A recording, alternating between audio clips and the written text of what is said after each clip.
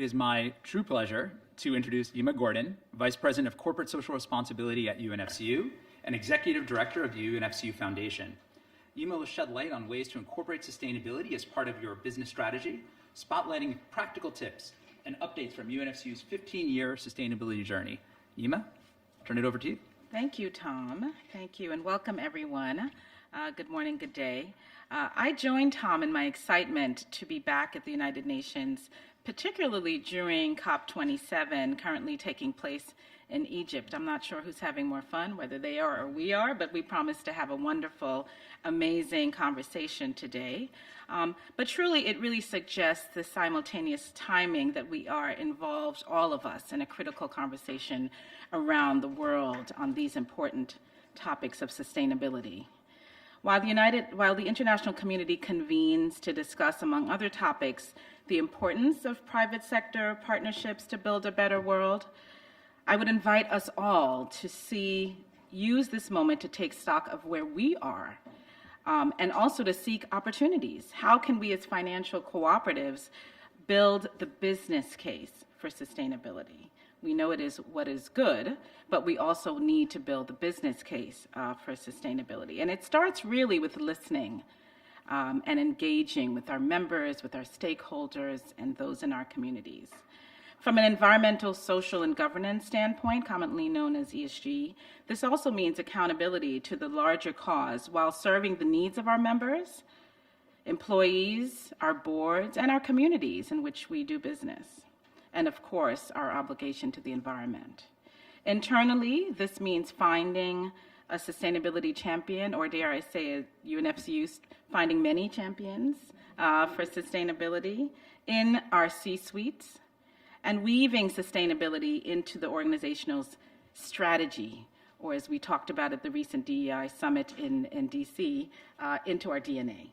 Our Director Hood would remind us. We want to go beyond operations and adopt a holistic approach. And let's not forget that youth are central to the success of this movement. It is critical. It's important for us to continue to be abreast on the sweeping youth movement for sustainability that's happening here and around the world. And we know that consumers are making choices about our products, about our services, and about how we show up with regard to the environment. So bringing it back to today, we are truly excited to help welcome our participants online. And we know many of you can join us virtually, as well as those who are able to join us here in the room today. And I want to thank you for joining us to engage in this important dialogue. I also want to thank my colleagues for their incredible work in getting us to today, in particular Elizabeth Philippe, Tom Korean, and Patrick Seiler of our industry team of the Global Sustainability Program, affectionately known as GSP at UNFCU. Credit unions are really strong. We are strong collaborators, and in our sharing governance, social, as well as environmental insights, it is now more critical than ever to do so. We are at a tipping point.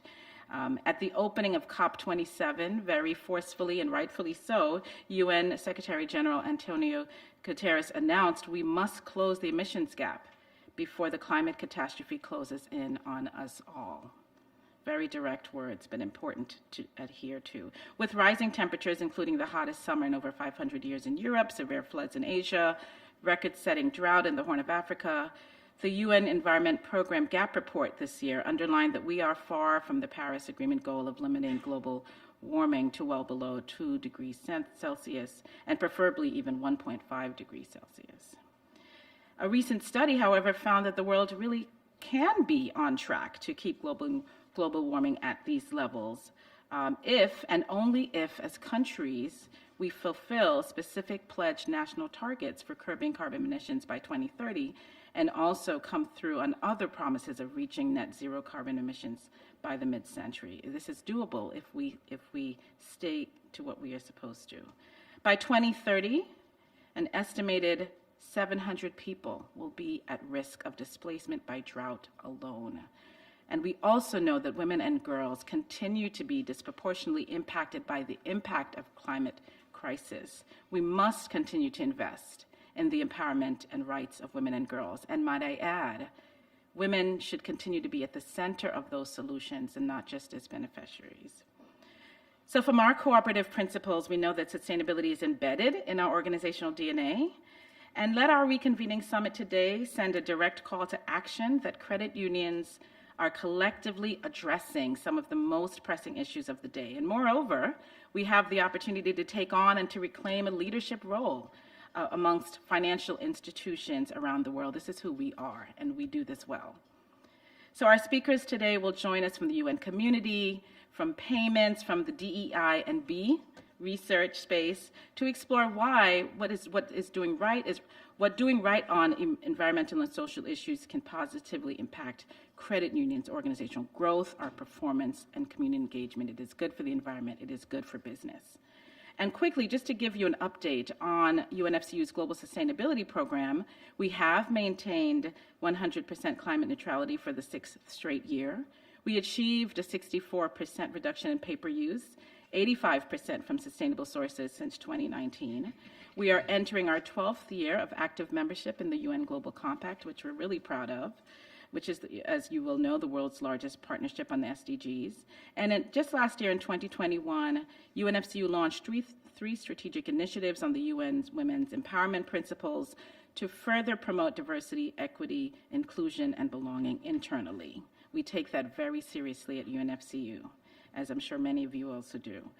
I must mention the UNFCU Foundation, which we are truly proud of, continues to provide grants that help women to gain access to education, to healthcare, to vocational and jobs skills training around the world, and it has been able to impact more than 30,000 lives positively in its 7 years of existence. We continue to survey our suppliers on sustainability practices and expect our suppliers to follow our supplier code of conduct. It is important to us. We have provided more information on all of this for you to read at your own pace and on the United in Sustainability Network website, uisnetwork.org. And in our impact report that came out earlier this year for 2021, we're so proud of it, it's on our website, UNFCU demonstrated direct action on 14 of the 17 UN SDGs. And as most of you know, these Sustainable Development Goals, also known as SDGs, seek to transform the world by 2030. Among the SDGs among those that we are advancing are affordable and clean energy, economic growth and equality, and tackling climate change. I would say that each of us, wrapping up, each of us has an important role to play to localize the SDGs in our communities, whether this means the development of green product and service solutions or decarbonized corporate investment portfolios, and of course, volunteering in our local communities. Now really is the time for credit unions, large and small, to use our collective voices to shape programs that demand more of our suppliers and ourselves to address the E in ESG, that is environment, to the social and governance. And by moving sustainability beyond operations into holistic action, we do build members' trust. Our organizations can continue to meet the needs of younger generations who demand that organizations that they do business with work for and embrace their values. Beyond being just a differentiator, adopting the business case for sustainability is the right thing to do. So again, thank you for joining us. I look forward to hearing more about today and about the incredible work that will come out of today. Thank you, Tom.